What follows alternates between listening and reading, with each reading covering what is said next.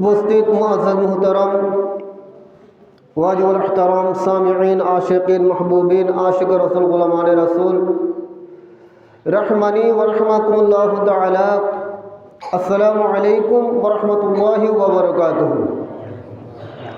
আল্লাহ পাক রব্বুল আলামিনের দরবারে শুকরিয়া আদায় করছি যে আল্লাহ পাক রব্বুল আলামিন আমাদেরকে হায়াত দিয়ে সুস্থ রেখে ভালো রেখে আজকে রমজানুল মুবারকের প্রথম জুমার দিন আল্লাহ পাক রব্বুল আলামিন আমাদেরকে মেহেরবানি করে মসজিদের মধ্যে আসার তৌফিক দান করেছেন।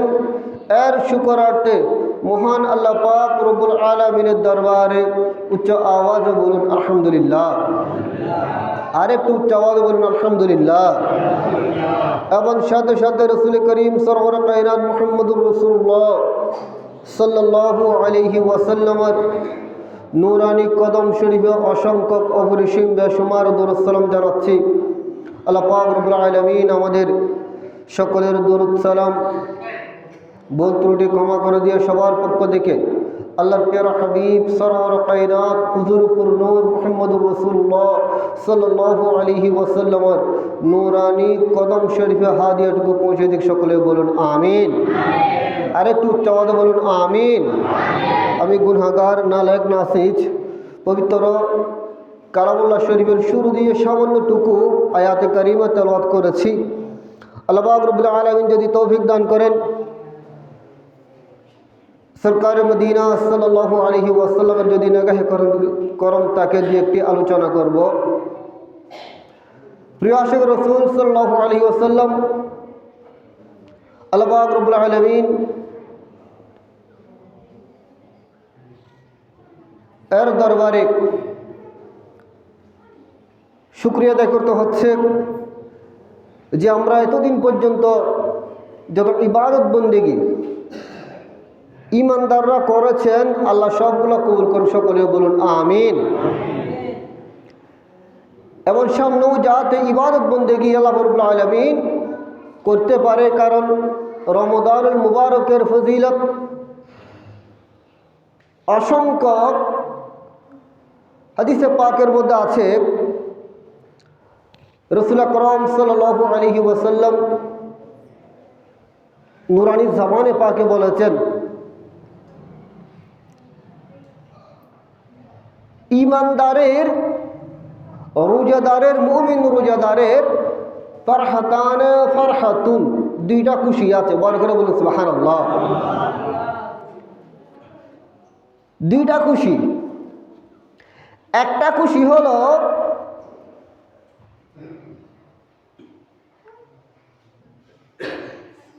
ইফতারের পূর্ব কোন সময় আপনি যখন বসেছেন সবগুলো সামনে আছে, পানি শরবত নিজ নিজ তৌফিক অনুযায়ী যা করতে পেরেছেন সবগুলো সামনে, কিন্তু মুখ দিয়ে কেউ দিচ্ছে না। এটা আল্লাহর ভয়। কার ভয়? আল্লাহর ভয়। এই তখন যে খুশি, এটা খুব আনন্দময়। তারা চিন্তা করুন এই খুশিটা। তা আল্লাহর ভয়ে দিচ্ছে না যে কোনো প্রধানমন্ত্রী রাজা মহারাজা নিষেধ করে রাখতে পারবে না। শুধু একমাত্র আল্লাহর সন্তুষ্টির জন্য আল্লাহ যে হুকুম দিয়েছেন রোজা রাখার জন্য ফরজ করেছেন, এই ফরজ আদায় করতে আল্লাহকে ভয় করে মুখের মধ্যে কিছু দিচ্ছে না। সুবহানাল্লাহ বলুন। এটা হচ্ছে খুশি। তো আপনি যখন দুনিয়ার মধ্যে রোজা রেখেছেন, কষ্ট করেছেন, সিয়াম সাধনা করেছেন, এর যাজা আল্লাহ আরেকটা দান করবেন। আল্লাহ বান্দাদেরকে আল্লাহ রাব্বুল আলামিন দেখা দেবেন। বড় করে বলুন সুবহানাল্লাহ। নিয়ামত। এবং এই রোজা কাল কিয়ামতের ময়দানের মধ্যে হাদিসে পাকের মধ্যে আছে, আল কোরআন শরীফ এবং রমজান শরীফ, রমজান অর্থাৎ রোজা, এই দুইটা ইয়াশফাআনে, এই দুই জিনিস কুরআনুল করিম রমাদানুল মুবারাকা ঈমানদারের জন্য আল্লাহর দরবারে সুপারিশ করবেন। সুবহানাল্লাহ বলুন। প্রিয় আশিক রাসূল, রমাদানুল মুবারাকা আল্লাহর দরবারে বলবে বারি তাআলা, আমি আপনার বান্দার পক্ষে সুপারিশ করছি, কারণ আপনার বান্দা আমাকে পেয়েছেন, খুশি হয়েছে, সিয়াম সাধনা করেছেন, রোজা রেখেছেন, আল্লাহ আমাকে তাজিম করেছেন, আমি আপনার বান্দার পক্ষে আল্লাহ সুপারিশ করছি, আপনি সুপারিশ কবুল করুন। সুবহানাল্লাহ বলুন। কত বড় নিয়ামত। এবং কুরআনুল করিম কাল কিয়ামতের ময়দানের মধ্যে যারা কুরআনুল করিম তেলাওয়াত করবেন, পড়বেন, আমি গত জুমার মধ্যে বলেছিলাম, বেশি বেশি পাঠ করবেন, রাত জেগে সারাদিন সুযোগ থাকলে কোরআন শরীফ পড়বেন। এই কুরআনুল করিম আপনার জন্য, আমার জন্য আল্লাহর দরবারে সুপারিশ করবেন। বড় করে বলুন সুবহানাল্লাহ। প্যারা হাজরিন, এখান থেকে একটা মাসালা বের হচ্ছে, কুরআনুল করিম রমাদানুল মুবারাকা এগুলো আমরা নিয়ামত পেয়েছি কার মাধ্যমে? আল্লাহর প্যারা মাহবুব সাল্লাল্লাহু আলাইহি ওয়াসাল্লাম এর মাধ্যমে। ঠিক কিনা বলুন? ঠিক না? কার মাধ্যমে পেয়েছি? আল্লাহ রসুলের মাধ্যমে। তো কুরআনুল করিম রমাদানুল মুবারাকা উম্মতের জন্য যদি সুপারিশ করতে পারে, আর আমার প্রিয় রাসূল সাল্লাল্লাহু আলাইহি ওয়াসাল্লাম সুপারিশ করতে পারে না, এটা ঈমান।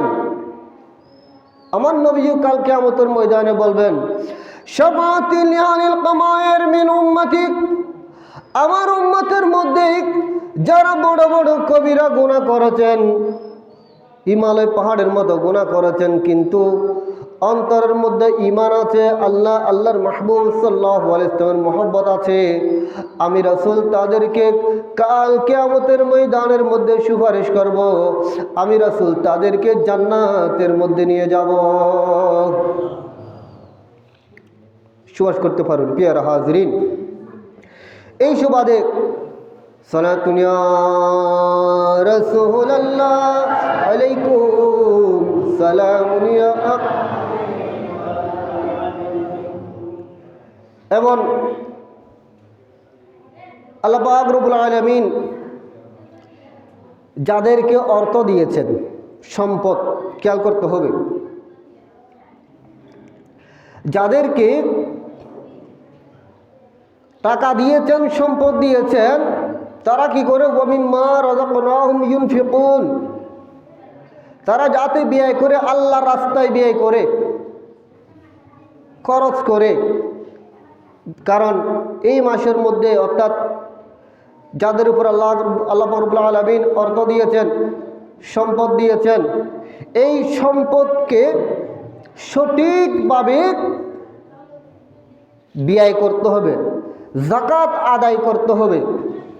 এই আয়াতের প্রাসঙ্গিক কিতাবের মধ্যে এনেছেন তাফসিরে নাঈমি শরীফ, তাফসিরে রুহুল মাআনি, তাফসিরে রুহুল বায়ান, আরও অসংখ্য কিতাবের মধ্যে, অর্থাৎ যাকাত আদায় করলে, দান করলে যে কি উপকার, সংক্ষিপ্তভাবে, যে পূর্বের যুগের একজন নবীর সময়কালে আল্লাহ রাব্বুল আলামিন একজন নবীর কাছে ওহী পাঠিয়েছেন একজন উম্মত সম্পর্কে। ওহী পাঠিয়েছেন যে আপনি ওই উম্মতকে বলে দিন, ওই উম্মতের হায়াতকে ভাগ করে অর্ধেক তার জীবনের অর্ধেক হায়াত অসহায় গরিবের মধ্যে অতিবাহিত হবে, আর অর্ধেক হায়াত সম্পদ টাকাওয়ালা ধনীর মধ্যে অতিবাহিত হবে। মানুষের জীবন কি সবসময় একরকম যায়? যায় না। চিন্তা করুন গভীরভাবে। এমন সময় গিয়েছে পরনের কাপড় ব্যবস্থা করতে কষ্ট হয়েছে, দুমুঠো ভাতের চাউলের ব্যবস্থা করতে কষ্ট হয়েছে, কিন্তু এমন এক পর্যায়ে এসে আল্লাহ রাব্বুল আলামিন ধন ভান্ডার অজস্র দান করে দিয়েছেন। সুবহানাল্লাহ বলুন। আসানে এরকম? এটা মানতে হবে।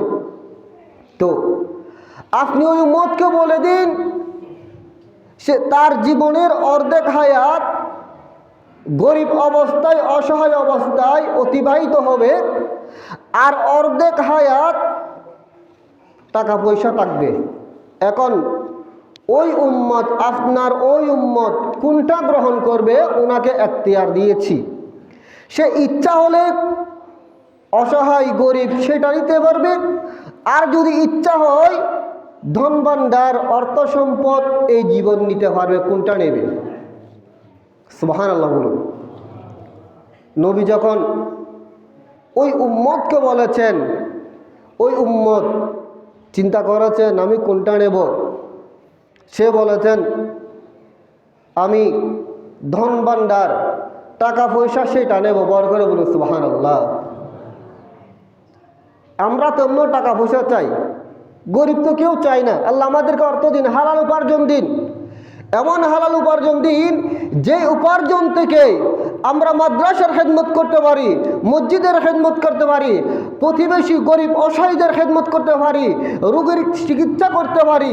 আল্লাহ এইরকম অর্থ আমাদেরকে দান করুন। বর করে বলুন সুবহানাল্লাহ। এটা তো আমরা আল্লাহ দরবারে চাই। তিনি কি করেছেন? আল্লাহ রাব্বুল আলামিন এমন সম্পদ দান করেছেন। আল্লাহ যখন সম্পদ দান করেছেন, আমরা কি করি? সবগুলো ব্যাংক ভর্তি করে রেখে দিই, গোলাবারা ধান রেখে দিই, এগুলো ব্যয় করি না। ভালো রাস্তায় ব্যয় করি না, ইচ্ছা হয় না ব্যয় করতে। লাগে কি টাকাগুলো যেন খরচ হয়ে যাচ্ছে। তখন তিনি কি করেছেন? আল্লাহ যখন সম্পদ দান করেছেন, সবগুলো সম্পদ তিনি বন্টন করতেন। সুবহানাল্লাহ বলুন। দান সদকা করে দিচ্ছেন, দান করতেছেন। দান করতে করতে এমন পর্যায়ে এসেছে, ওই যে গরিবের হালতের সময় এসেছে। সুবহানাল্লাহ বলুন। এখন কি করবেন? সময় যখন এসেছে, তখন তার তো গরিব হালত হওয়ার কথা ছিল, জয়ীব হওয়ার কথা ছিল, কিন্তু দেখা যায় ঠিক ওই সময় যখন পার হয়ে গিয়েছে, এখনো পর্যন্ত তার টাকা পয়সা ধন সম্পদ আরো বৃদ্ধি হতে লাগলেন। কারণ কি? ওই যুগের নবী তৎকালীন আল্লাহর দরবারে আরজি পেশ করেছেন, বারি তাআলা আমার উম্মতের তো ধন সম্পদ চলে যাওয়ার কথা, কিন্তু এখন তার ধন সম্পদ বৃদ্ধি কেন হচ্ছে, এখনো যাচ্ছে না কেন? তখন আল্লাহ পাক রব্বুল আলামিন ওহী পাঠিয়েছেন, এ আমার মাহবুব নবী আপনি শুনুন, আমি আপনার উম্মতকে ধন সম্পদ দিয়েছি, কিন্তু সে বসে থাকে নাই ওই ধন সম্পদ নিয়ে। সে আপনার উম্মতদেরকে, গরিবদেরকে, অসহায়দেরকে দান করেছেন। দান যখন করেছেন আমি আল্লাহ সন্তুষ্ট হয়েছি, আমি আল্লাহ রাজি হয়ে গিয়েছি। সুতরাং যেটা অসহায়ের মধ্যে থাকতো, এটাও ধন সম্পদের মধ্যে আমি তাকে ভরপুর করে দিয়েছি। বর করে বলুন সুবহানাল্লাহ। নিয়ামত, নিয়ামত। পেয়ারা হাজিরিন, সময় সংক্ষিপ্ত। যেমন আসুন, আমরা কৃষিকাজ করি না? কৃষিকাজ করি তো, ক্ষেত কামার করি না? আলু চাষ নাকি করি না? করি তো। দুইজন ব্যক্তি আলু ক্ষেত করতে গিয়েছে, তো আলুগুলা ঝুড়ির মধ্যে নিতে হচ্ছে না? ঝুড়ির মধ্যে নিয়েছেন, দুইজন নিয়েছেন। খেয়াল করুন একটু। একজন কি করেছেন? ঝুড়ি থেকে আলুগুলো একটা একটা একটা একটা করে রোপণ করে দিয়েছে। আরেকজন বললেন আমি রোপণ করব না, আমি যদি রোপণ করে দিই আমার ঝুড়ি থেকে আলুগুলো কমে যাবে, দানাগুলো কি যাবে? কমে যাবে, শেষ হয়ে যাবে। আমি রোপণ করব না, এগুলো বাড়িতে নিয়ে যাব। এখন বাড়িতে যখন নিয়ে আসলেন, ঘরের মধ্যে কি আলু থাকে? কিছু মুছে যাচ্ছে, আবার কিছু মুছে যাওয়ার ভয়ে ঘরের মধ্যে মেহমান অতিথি আসছে, তরকারি নাই। বলো এক কাজ করো, ওখানে কতগুলো আলু আছে ওগুলো রান্না করে খেয়ে ফেলো। কি করে খেয়ে ফেলো? রান্না করে খেয়ে ফেলো। কে ফেলেছে? ঝুড়িটা কি হয়ে গিয়েছে? খালি হয়ে গিয়েছে। কি হয়ে গিয়েছে? খালি হয়ে গিয়েছে। পেয়ারা হাজিরিন, তাহলে আমাদেরকে মনে রাখতে হবে দুইজনের জুড়ি সেম সেম ছিল, ভরপুর ছিল।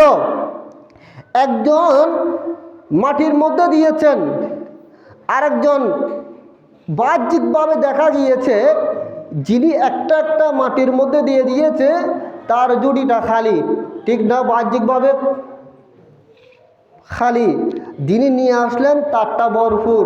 কিন্তু অভ্যন্তরীণভাবে দেখা যায় যিনি রোপণ করে দিয়েছেন তার জুড়িটা ডবল হবে, যিনি নিয়ে আসলেন সেটা মেহমান অতিথি খেয়ে ফেলেছে, ঠিক কিনা বলুন? ঠিক না? তো জাকাত হচ্ছে যে এরকম প্যারা হাজিরিন। জাকাত এটা হচ্ছে যে মাল সম্পদ পবিত্র করা, বৃদ্ধি করা। আপনার লাগবে যে মনে হয় আমার সম্পদ চলে যাচ্ছে, নয় নয়, আপনার সম্পদ চলে যাচ্ছে না। আল্লাহ রাব্বুল আলামিন আপনার সম্পদ বৃদ্ধি করে দেবেন। প্যারা হাজিরিন, সময় তো সংক্ষিপ্ত। কিতাবের মধ্যে একটা এক্সাম দিয়েছে, মেসাল দিয়েছে, যেটা বলে দিতে হচ্ছে যে আমরা যে গাভী গরু পালি, গাভী গরুর বাছুর কয়টা? একটা বাছুর। আবার দেখা যায় এই যে কুকুরের বাচ্চাও 4-5টা। কিন্তু গাভী গরুর সেখানেও দুধ আছে, কুকুর ছানারাও তারাও দুধ পান করে, কুকুরের বাচ্চারাও। আল্লাহ রাব্বুল আলামিন ওই কুকুরের বাচ্চার জন্য দুধ দেয় তাদের রিজিক পরিমাণ, এর থেকে বেশি দেয় না। বাচ্চাগুলো দুধ পান করতে পারবে, আর বেশি দুধ দেয় না। কিন্তু গাভী গরুর মধ্যে এত দুধ কেন? আপনারা যখন সকালবেলা বালতি নিয়ে যান 2 কেজি 3 কেজি 4 কেজি দুধ দেয় না? দেখি দেয় না? দেয়, 10 কেজি দেয়। বড় বড় গরু, গাভী গরু আরো বেশি দেয়। কারণ কি? কিতাবের মধ্যে ভেঙে দিয়েছেন সেখানে অন্যজনের রিজিক আছে, গরুর বাচ্চাও খাবে, আরেকজনের কি আছে? রিজিক আছে, রিজিকগুলা দিচ্ছে যে। ঠিক মনে রাখতে হবে আমাদের পর্যাপ্ত পরিমাণ খাওয়ার পর, ভরণ পোষণ করার পর আমাদের সম্পদ যখন বেঁচে যাবে, আমাদেরকে মনে রাখতে হবে এই সম্পদের মধ্যে, এই সম্পদের ভিতর আল্লাহ রাব্বুল আলামিন আরেকজনের রিজিক দিয়েছেন। বড় করে বলুন সুবহানাল্লাহ। এগুলো শুধু আমাদের জন্য দেয় নাই, আরেকজনের রিজিক দিয়েছে। প্যারা হাজিরিন, সালাতুন ইয়া রাসূলুল্লাহ আলাইকুম সালামুন ইয়া। এবার আসুন, জাকাত ওয়াজিব হওয়ার কিছু শর্ত আছে। জাকাত কার কার উপর, অর্থাৎ কাদের উপর ওয়াজিব, কিছু শর্ত। এই শর্তগুলা আমরা জেনে নিই। আসুন, জাকাত ওয়াজিব হওয়ার প্রথম নম্বর শর্ত হলো মুসলমান হতে হবে। কোনো কাফির বিজাতির উপর জাকাত কিনে ওয়াজিব নেই। কি হতে হবে? মুসলমান হতে হবে এবং বালেগ হতে হবে। কি হতে হবে? বালেগ হতে হবে। এরপর আকল জ্ঞানবান সম্পন্ন হতে হবে। কারণ পাগল, যারা মাতাল, তারা তো জাকাত এগুলা কি বুঝবেও না। এই জন্য বিবেকবান আকলবান ব্যক্তি হতে হবে। জাকাত স্বাধীন হতে হবে, অর্থাৎ গোলামের উপর কি নয়, দাসীর উপর জাকাত ফরজ নয়, সেটা কি হতে হবে? স্বাধীন হতে হবে। এরপর সম্পদ, আল্লাহ আপনাকে যে সম্পদ দিয়েছেন ওই সম্পদ নেশাব পরিমাণ সম্পদ থাকতে হবে। হ্যাঁ, এরপর আস্তে আস্তে নিসাব পরিমাণ সম্পদ পূর্ণ মালিকানা আপনার আয়ত্ত থাকতে হবে। আপনার মালিকানা এটা কি থাকতে হবে? সম্পদটা থাকতে হবে। এবং কর্জ, নিসাব পরিমাণ অর্থ কর্জ অতিরিক্ত, অর্থাৎ আপনার মনে করুন 50,000 টাকা, 1 লাখ টাকা আছে, আবার 1 লাখ টাকা আপনার কর্জ আছে, আপনার 1 লাখ টাকাও আছে। উদাহরণস্বরূপ আপনার 1 লাখ টাকা জমা আছে, আবার এই পরিমাণে আপনার কর্জও আছে, তাহলে আপনার রেগুলার ঋণ। আগে আপনাকে কি আদায় করতে হবে? কর্জ পরিশোধ করতে হবে। কর্জ পরিশোধ করার পর তারপর আসবে দেখি জাকাত আসবে। এর আগে জাকাত নেই, কারণ আপনার কাছে ঋণের বোঝা। মেন হচ্ছে কর্জ, এটা খুব কর্জ যদি দিচ্ছেন না, আমরা দিচ্ছি না, কিন্তু আল্লাহ আরেকজনের হক আল্লাহ মাফ করবেন না, এগুলো বন্দা নিজে মাফ করতে হবে। সুতরাং আগে ঋণ আদায় করে ফেলতে হবে। এরপর জীবন ধারণের নিত্য প্রয়োজনীয় সম্পদের অতিরিক্ত হওয়া। জীবন ধারণ, আপনি যে আসবাবপত্র, খাওয়া দাওয়া, এভাবে আপনার ভরণ পোষণ করার পর অতিরিক্ত যে টাকাগুলো আসবে, জমে যাবে, এগুলোর উপর কি আসবে? যে জাকাত, জাকাত আসবে যে।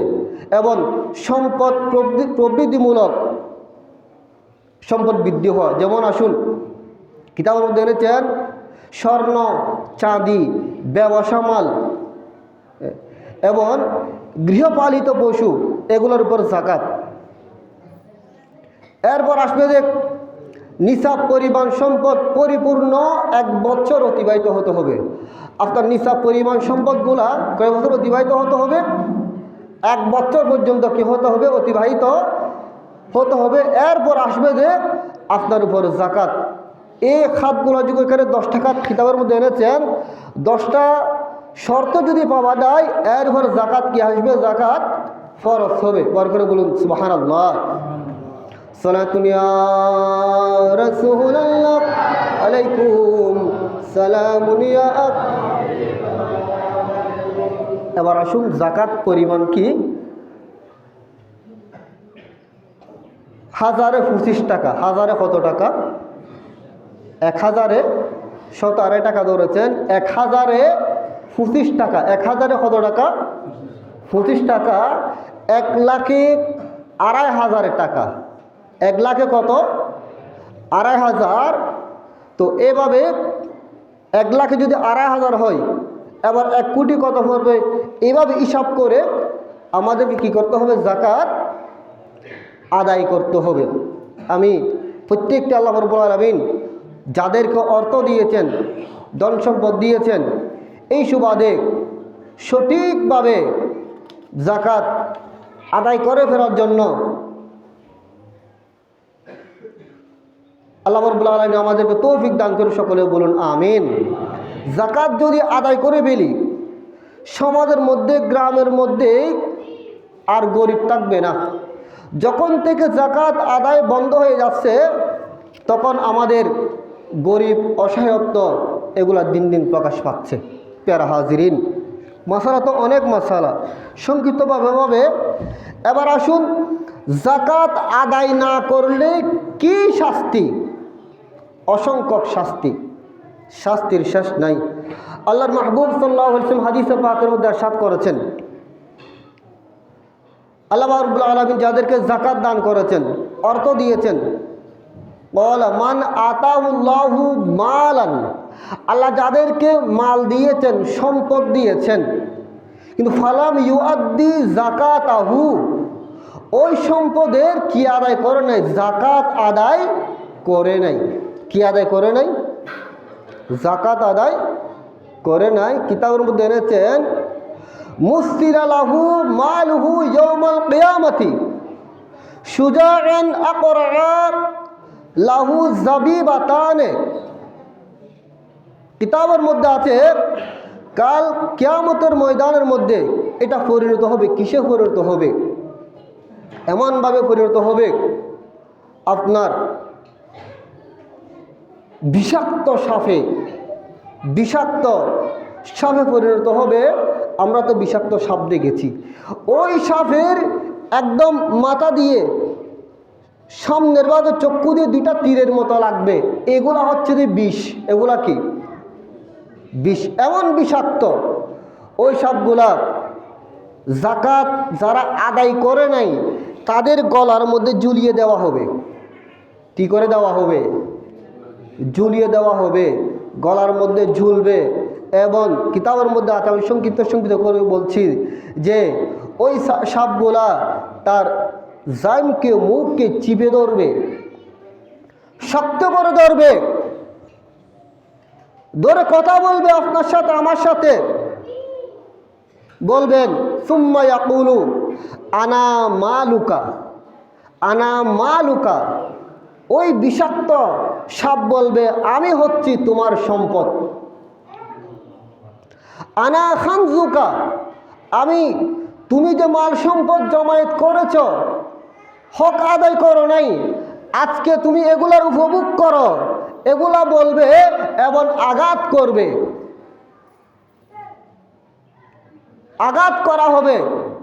এবং যারা স্বর্ণ চাঁদির যাকাত দিচ্ছে না, এগুলা ইয়াকনিজুনা যাহাবা ওয়াল ফিদ্দাতা, কোরআন কারীমের মধ্যে আছেন, এগুলা কি করবে?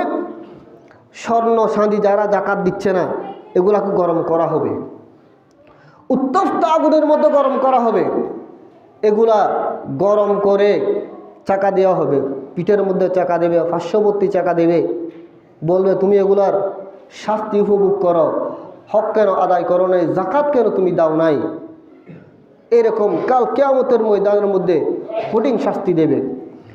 আমাদের বাংলাদেশের মধ্যে তো উট, গরু, ছাগল এগুলা কম, কিন্তু আরবের মধ্যে তো এগুলা বেশি। যারা উটের যাকাত আদায় করবে না, ছাগলের যাকাত যারা আদায় করবে না, কাল কিয়ামতের ময়দানের মধ্যে তারা আরো মোটা তাজা হয়ে শক্তিবান হয়ে আসবে, এসে কি করবে? মালিককে শিং দিয়ে গুথাবে, পদদলিত করবে, বলবে যে আমি তোমার সম্পদ, তুমি তো সম্পদ জমায়েত করেছ, হক আদায় করো নাই, যাকাত আদায় করো নাই, তুমি এগুলা স্বাদ উপভোগ করো। পেয়ারা হাজরিন, এগুলি আমার পেয়ারা রাসূল সাল্লাল্লাহু আলাইহি ওয়াসাল্লাম চক্ষু মুবারক দিয়ে দেখেছেন, আল্লাহ জানিয়ে দিয়েছেন সব কিছু, কিয়ামত পর্যন্ত কি হবে না হবে আল্লাহর মাহবুব সাল্লাল্লাহু আলাইহি ওয়াসাল্লাম জানিয়ে দিয়েছেন। ওয়া আল্লামা মা লাম তাকুন তা'লাম ওয়া কানা ফাদলুল্লাহি আলাইকা আযীমা। বরকত বলুন সুবহানাল্লাহ। আচ্ছা, এই শাস্তির কথা কেন বলে দিয়েছেন? এগুলো তো কিয়ামতের, কবরের পর কিয়ামতের সময় হবে। আল্লাহ রাসূল কত বড় দয়াবান, চিন্তা করুন, উম্মতের প্রতি কত দয়া, কত মেহেরবান। উম্মত, আল্লাহ পাক রব্বুল আলামিন তোমাদেরকে তো সম্পদ দেবে, তোমরা সম্পদের মায়ার মধ্যে পড়বে না, তোমরা যদি পড়ো তোমাদের এরকম শাস্তি আছে কিয়ামতের ময়দানে।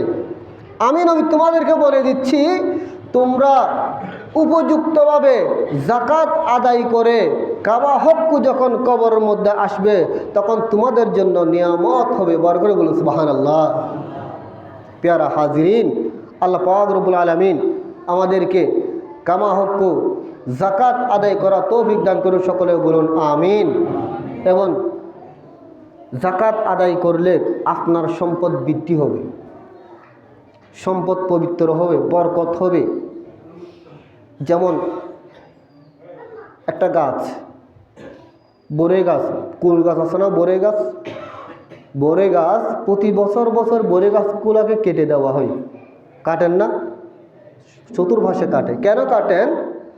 আপনি যখন কেটে দিয়েছেন, বাহ্যিকভাবে দেখা যাচ্ছে গাছ কেটে দিচ্ছেন, কিন্তু না, আপনি কেটে দিয়েছেন, তখন ওই গাছটা একটু বড় হবে, উঁচু হবে, ডালপালা বৃদ্ধি হবে, সামনের বছর আরো ফসল বৃদ্ধি দেবেন। সুবহানাল্লাহ বলুন।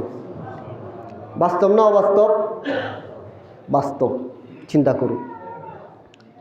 তো এটা আমি প্রথম বলে দিচ্ছি, আবার বলতে হচ্ছে যে, তো সম্পদ যখন, অতিরিক্ত সম্পদগুলা এগুলা আপনার জন্য না, এগুলার উপর আরেকজনের, আপনার প্রতিবেশীর হক আছে, আত্মীয় স্বজনের হক আছে, যারা অসহায় এদের হক আছে। কারণ আল্লাহ রাব্বুল আলামিন চাইলে তো সবাইকে এক সমান, বান্দাদেরকে এক সমান করতে পারত, এক সমান সম্পদ দিতে পারত, তা আল্লাহ দেয় নাই কেন? এখানে রহস্য। আল্লাহ কিছু কিছু বান্দাদেরকে বেশি দিয়েছেন, আবার কিছু বান্দাদেরকে আল্লাহ অল্প দিয়েছেন। বুঝতে হবে, আল্লাহ আমাকে সম্পদ বেশি দিয়েছেন, এর ভিতর হক আমার ভিতর, আমার ভাইয়ের হক আছে। না হয় আমার ভাই এবং আমি দুইজন সেম এক মায়ের পেট থেকে বের হয়েছি, কিন্তু আমার এত অর্থ সম্পদ আমার ভাইয়ের নাই। বুঝতে হবে আপনাকে, আপনার সম্পদের ভিতর আপনার ভাইয়ের হক আছে, ঠিক কিনা বলুন? পেয়ার হাজিরিন, আমি এই রমজান শরীফের মধ্যে কামা হক্ক জাকাত আদায় করে ফেলবেন, দেখবেন দুনিয়ার মধ্যেও শান্তি এবং কবরের মধ্যেও শান্তিতে বিরাজমান করবেন। আল্লাহ রাব্বুল আলামিন আমাদের সবাইকে কবুল করুক, সকলে বলুন আমিন। এবং এই রমজান শরীফকে বেশি বেশি তাজিম দেওয়ার তৌফিক দান করুক, সকলে বলুন আমিন। এবং কামা হক্কু জাকাত আদায় করে আমাদের মাল সম্পদ পবিত্র করার আল্লাহ আমাদেরকে তৌফিক দান করুক, সকলে বলুন আমিন। ওয়া আখিরু দাওয়ানা আলহামদুলিল্লাহি রাব্বিল আলামিন।